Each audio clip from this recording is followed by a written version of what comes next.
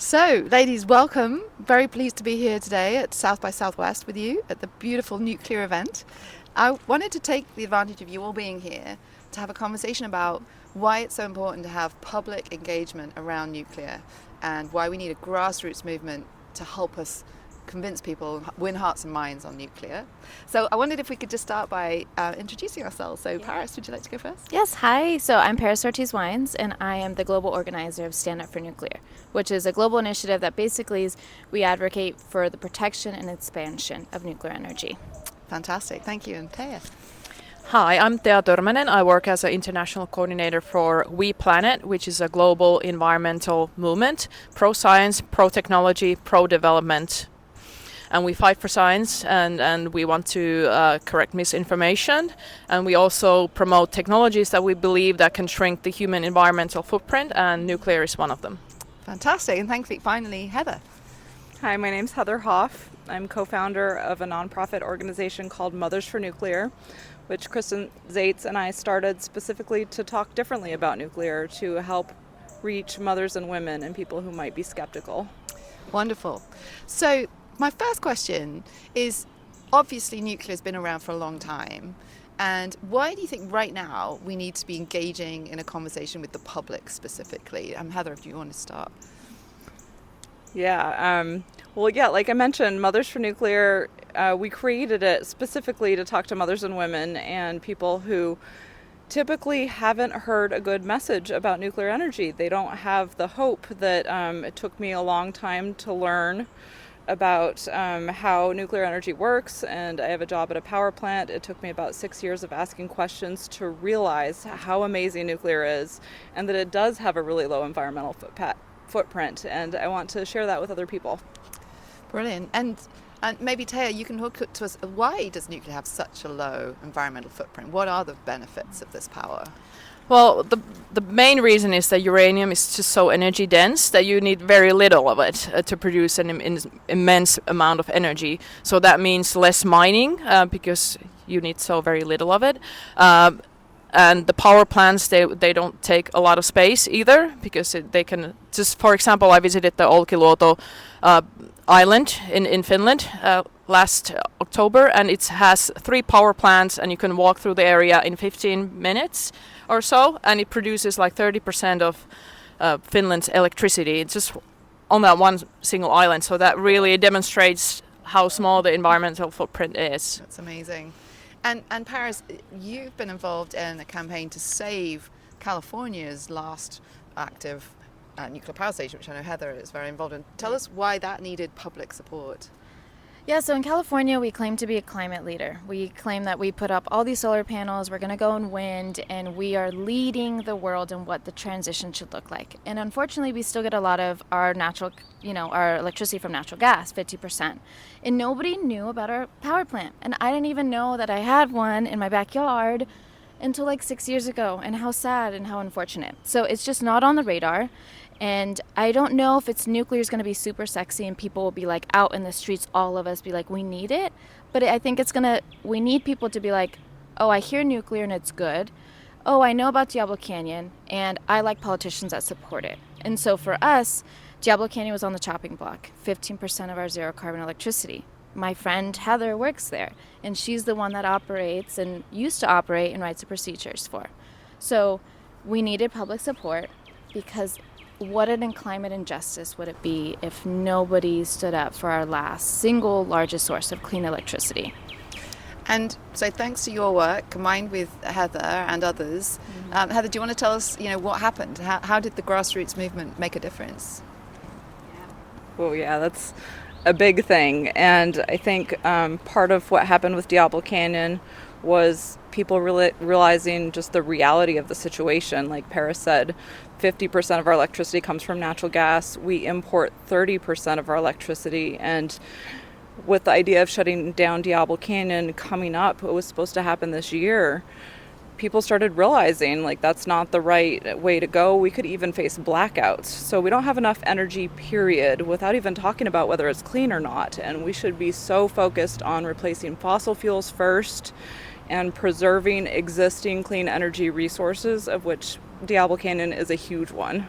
And so what was specifically done by the grassroots movement? Like, what did that bring in terms of the politics? Like, people were outside the plant, were they? Or how did it manifest? A little bit, yeah. We hold rallies and we do a lot of outreach to our government officials, and we basically show people that it's okay to support nuclear. If a mom supports nuclear, then why wouldn't I? And I think people haven't seen that kind of support for nuclear in the past, and so by putting that out on social media and by having stickers on our phones and our cars, people see that and they're like, what, mother's for nuclear? Is that a thing? And they're just kind of shocked by it, and they notice it and they're like, oh, maybe I should rethink, my previous assumptions. Brilliant. Amazing. Yeah. And Taya, you've kind of taken this concept and also had similar wins, right? But in the European context. Do you want to tell us, like, WePlanet's kind of how you've changed politics? Yeah, so in Finland, I mean, the support for nuclear has been pretty high in general, but there was a big drop after Fukushima happened. And then our organization started in 2015, and IPCC reports started coming out saying, like, we're really in trouble. So we took this message to not only the usual nuclear supporters, but we wanted to convince the left and the Greens and the whole environmental movement in Finland, and we succeeded in this. I'm a biologist myself, so I think, like Heather said, it's important to hear this message from others than male engineers. It's important to hear from mothers, from biologists saying why we need nuclear, and we want to repeat this success that we've done in Finland in all the other countries in the world. So still in Europe, the main environmental NGOs are campaigning against nuclear. They just sued the EU Commission for including nuclear into taxonomy of sustainable investments. And WePlanet is involved in this court case we got in, and we're defending the Commission, saying that it's based on science. Nuclear is sustainable. And so we're there to, fight for nuclear. Excellent. And so thinking to the future then, so, this is a relatively new movement. It's chalked up some great successes. What's exciting you, Paris, about kind of in the future? Like, is this, what gets you up in the morning at the moment? Well, I was just talking about it. For me, because I'm from an environmental background, I was a bit devastated about the climate crisis, and I was like, what can I do to really help? And nuclear came upon my horizons, and now having a solution where I can be like, if I extend this nuclear plant by a couple years, many of my emissions would have been already covered, right? Like, it's just that energy dense, it's that impactful. And so what really excites me is, like, I've known Heather for a couple years, as well as Taya, and our movement is small. And there is, we have organizations everywhere, but our allies are still doing volunteering their time. But what's really exciting is that we are able to seize on the opportunity where, like, nuclear is back in the conversation now. We're going to do a demo next week in front of the IAEA summit. And we didn't think there's going to be anti-nuclears there, but they're going to be there, and they're going to face us, and they're going to see that there's pro-nuclear support. And that's just, it's a small thing. However, we weren't even relevant to them years ago. Yeah. So now that they're coming out, it's like, you're a little scared now, because people are realizing, actually, the conversation cannot be had without nuclear. It's been the unsung hero. Yeah. It's been doing the energy transition. Yeah. And so I think we're seeing that shift. And because we've been consistent, and we are small, but we're going to continue to grow. Awesome. Heather, same question to you. What's on your horizon? What's exciting you? I was thinking of so many things as Paris was talking there, and I am excited and also concerned that, we are shifting the public perception of nuclear energy. We've had huge successes. What comes next? We have to deliver on our promise to build more nuclear, to scale it up. And I work in the industry, so I see a lot of communication struggles still within our industry, and I'm really excited to support women more in the nuclear industry and to see more of us in there and see more of us talking about it, and also, having and enjoying amazing careers as a result. Brilliant. Fantastic. And Taya, what's exciting you at the moment? It's very exciting how the public opinion has shifted, not only in Finland, but in Europe. Like, for example, in Sweden and the Netherlands, countries are doing complete turnarounds. And like Paris said, it makes the anti-side very worried, and that's a good sign because they see that we're winning. Yeah. So I'm very much looking forward to this progress and continuing to turn other countries. And like Heather, I'm a little bit worried about, like, when we have this momentum, that what if the nuclear industry is not able to deliver? So I'm really encouraging them and pressuring them to, that this is the time is now and you have to deliver. Otherwise, all our efforts have been in vain. Yeah. So Women will save the world.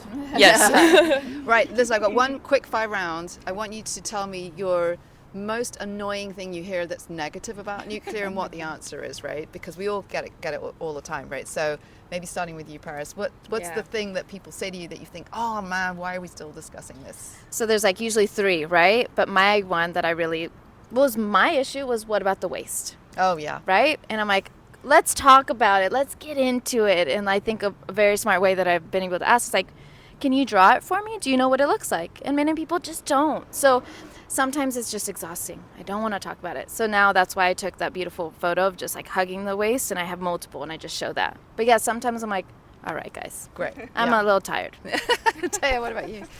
Mine is when they say it's too slow and expensive, and they use that as an excuse to shut down existing nuclear plants. Like, nothing is faster than plants that are already there. You can't, so that makes me super angry. Like, why this is not an argument for shutting down plants that are already there. They're already producing clean energy, and there's still many countries who are planning. I'm going to Barcelona next week to demonstrate against the closures of the Spanish nuclear plants. Yeah. They're planning to do. So this insanity still goes on, and we need to fight it. Yeah, I couldn't agree more. This is a particularly European problem, right? We saw Germany and Belgium shut down 15 terawatt-hours worth of clean power early for no real reason. I mean, politics. Anyway, sorry, Heather, what's your one that gets you? I don't know if I have an annoying one so much as I like to try and see what question do I still have. And someone mentioned it today at our beautiful nuclear exhibit. Like, if we keep giving energy to people, then we're going to keep using more and more of it. And so I guess that idea is kind of annoying to me, because I'm like, we want people to have more energy, but also how do we balance all this technology and AI and data that we're going to try and manage that is going to use a whole lot more energy? And it's just such an interesting question to me. So I hope, lots of people are thinking about it and we get some really great solutions like nuclear. Awesome. Yeah, I guess the flip side of that is we do need abundant clean energy for those people who don't have the lifestyles of people in the West or certainly in North America where there's a very energy intensive. How do we get up to a basic standard standard of living that everyone can enjoy? Yeah. And so nuclear is hugely important for that, and data will see more than that. Yeah, and the one that gets me most is that, it's too expensive. I'm like, you kind of get what you pay for. Like, you're buying infrastructure that's going to last maybe up to 100 years, which is super resilient and is going to be like operating whatever the weather. And let's face it, we're into a totally changed climate where we need resilience. So it's a bargain in my view. Anyway, thank you so much for joining me here at the beautiful nuclear event. Fabulous to hear what you're doing. And if anyone is watching this and thinking, how can we help? We're going to put up a slide saying, get involved, donate, make sure this grassroots movement has the power to change things going forward. Thank you. Thank you. Thank you.